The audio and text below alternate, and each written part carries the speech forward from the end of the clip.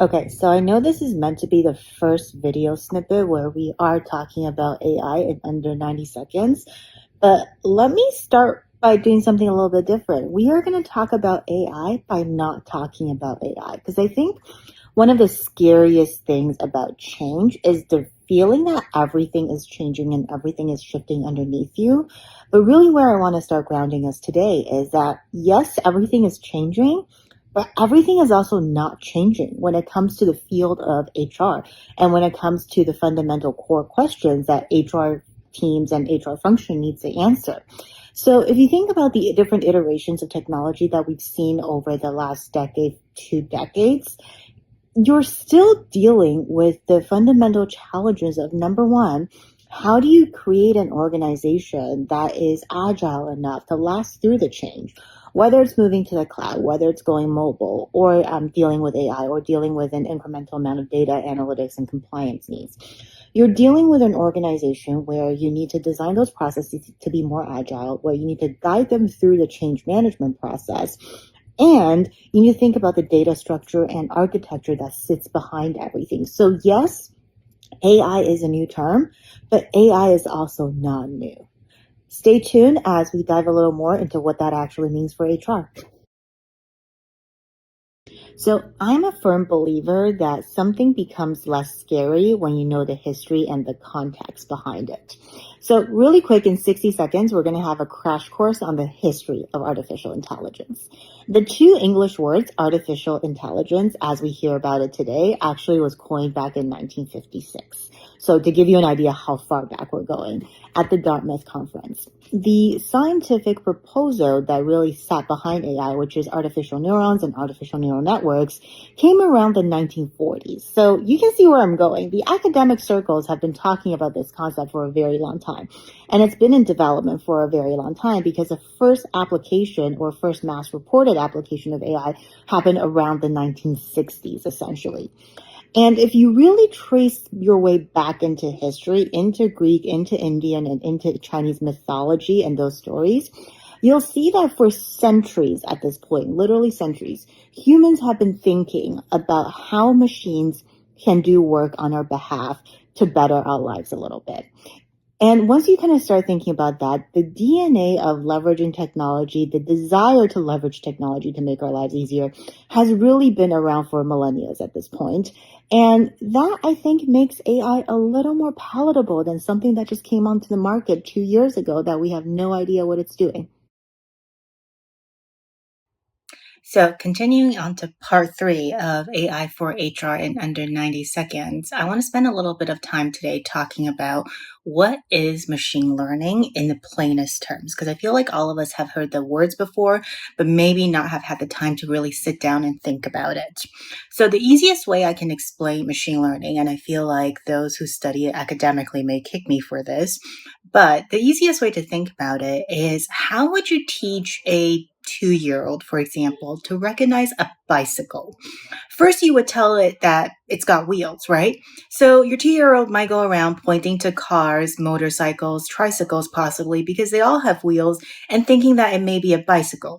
So now you have to refine it to say a bicycle only has two wheels. Well, great. You still need to help them identify, is it a motorcycle or is it a bicycle or is it two unicycle parked side by side?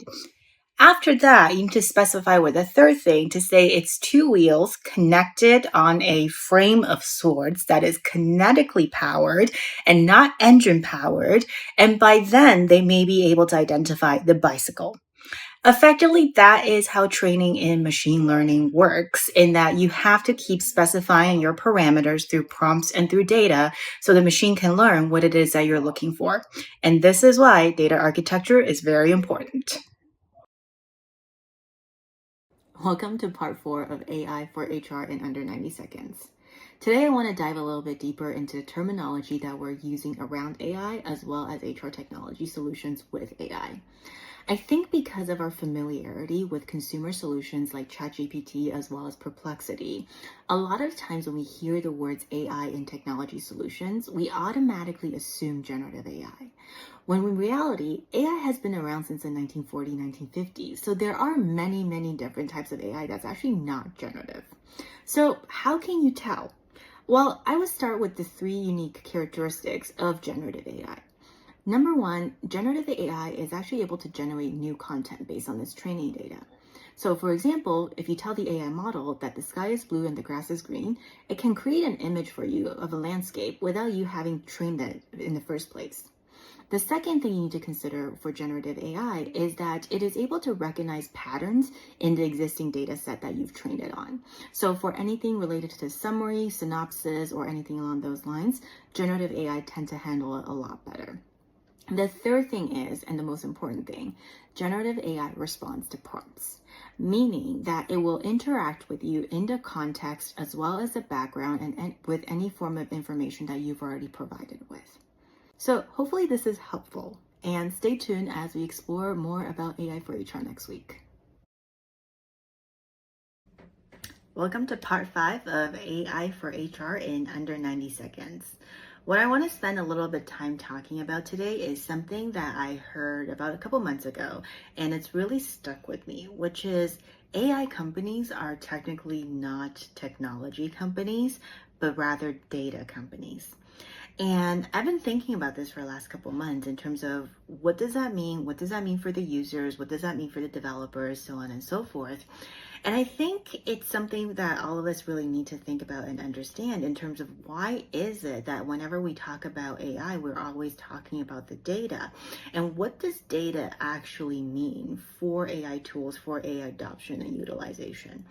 I think there's a couple different ways to think about it. The one thing I want to highlight today is that the data that we are using in our HR systems, the data that we're extrapolating from our HR systems, is actually really critical to the training of any AI tool that we want to adopt. Because fundamentally speaking, a machine learning algorithm or an AI algorithm is just a theory without the data behind it to prove whether that theory works and to really help fine tune that theory. So the next time when you think about using an AI tool or when you're thinking about using AI in HR, ask yourself this question first. Do you have the data that it takes to enable the tool to begin with? Welcome to part 6 of AI for HR in under 90 seconds. Today, I want to spend a little bit of time talking about terminology in AI because I find it very confusing when you have words like artificial intelligence, agentic AI, generative AI, machine learning, all thrown at you at different points in time in different contexts. So today, at the risk of possibly oversimplifying, I do want to focus on 3 key terms that I see coming up on the market quite a bit and just kind of explain what they mean in the context of HR. So first and foremost, artificial intelligence. Simply put, it is a very broad category that just describes machines doing things for humans. So computer vision is one of them. Expert system that came out in like the 1980s is another one of them. Natural language processing is a different type of AI. Overall, the concept of AI and the origins of AI dates back to the 1940s, 1950s. So it's been around for a very long time. Now, machine learning is a subset of AI that is arguably academically more challenging to do. And what machine learning does is that it allows the algorithms to essentially learn and react to data sets without being preconditioned to conduct a certain action.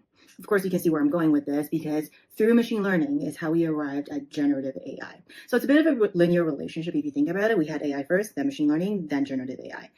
And with the creation of generative AI, we're now able to elevate all other forms of AI in the ecosystem as well.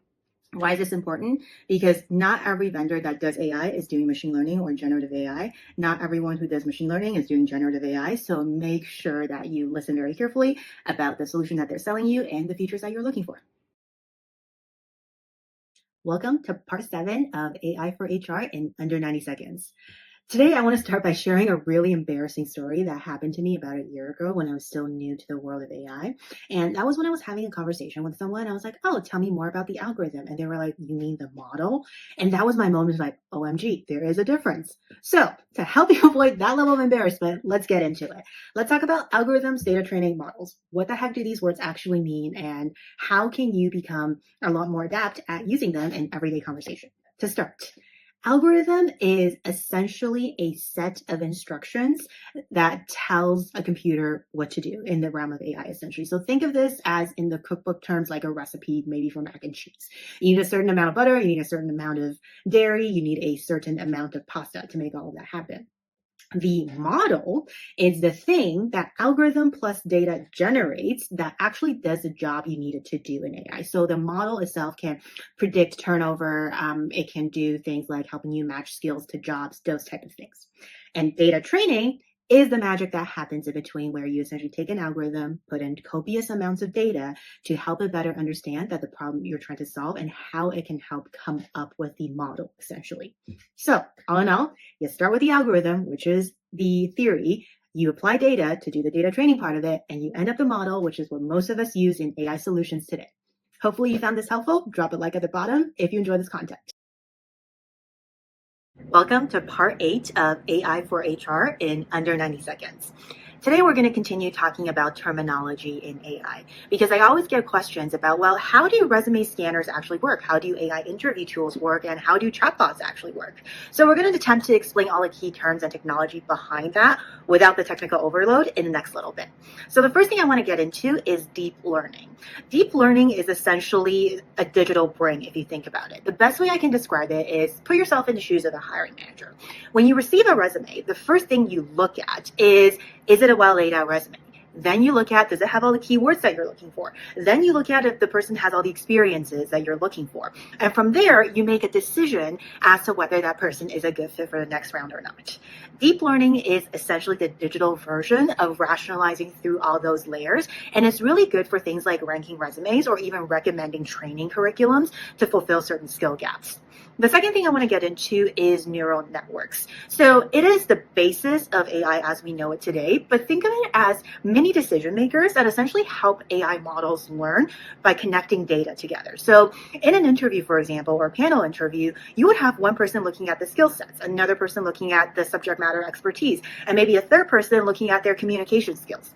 That essentially is what neural network is on the most basic form, which is having all of these various expertise, bringing the data together and connecting it to make a recommendation. And it is really good for things like resume parsing tools, as well as it's often used in employee sentiment analysis. And the last thing I want to get into is natural language processing. Essentially, what it does is that it helps computers understand and interact in human language. So if you have used Siri, if you have used any chatbots in existing tech stacks, you have encountered natural language processing. So hopefully you found all of that helpful, and stay tuned for the next part.